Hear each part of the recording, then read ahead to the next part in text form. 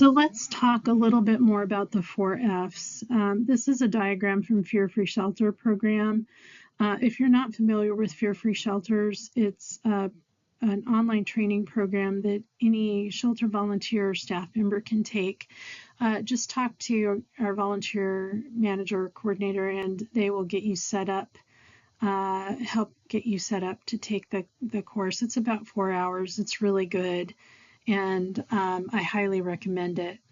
We're going to go into each of these more specifically here in a minute, but you can see this diagram gives you very specific language descriptions around body language to look for when you're observing fight, flight, fret, fidget, and freeze behavior.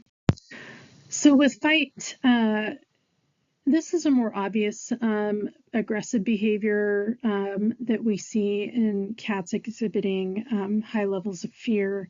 You see the body stiffen, facial tension, staring or fixated gaze. You might see struggling or definitely see hissing, growling, and spitting.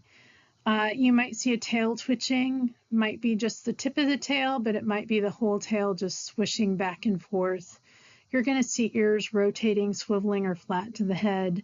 You're going to see some swatting, lashing out with the paw, definitely some lunging, body weight forward, and potentially some bites. That's the more obvious. Aggressive cats are definitely pretty easy to read, but you also have some more subtle fight behavior.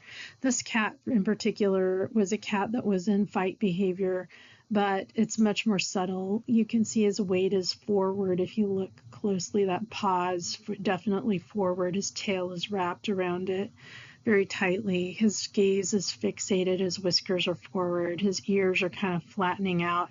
His body is very tense. And in the situation, he was definitely growling and hissing at points. So while fight might be very obvious, there are some more subtle moments, and you just need to be very aware of the whole context of what's going on. So flight is definitely also a fear survival response. These are cats that know if they bolt and run fast and hide and escape, that they're going to survive. And that's their first instinct, is to run. You're going to see everything from body stiffening and facial tension to eyes wide, round, dilated, and avoiding direct contact or eye contact. They turn their head away, they turn their body away, they're always looking for an escape route. There might be some creeping, crouching, tail is often tucked. They try to move as far away from people as possible, and they hide behind objects or curtains. They're always scanning, definitely always scanning for that way out. If we know a cat is a flight risk, you will often see a cage tag that says "will bolt" on it, or so that you're opening that cage door with caution. When a cat does take flight, or bolts out of a cage, it's really important that you not try to get the cat back into the cage yourself. You're going to get a staff member to help with that, because we know that a cat that feels cornered is definitely going to potentially bite or do some damage. So it's more important for you to be safe and the cat to be safe, and to do that, we get staff to help us out. So fidget fuss is a nervous behavior.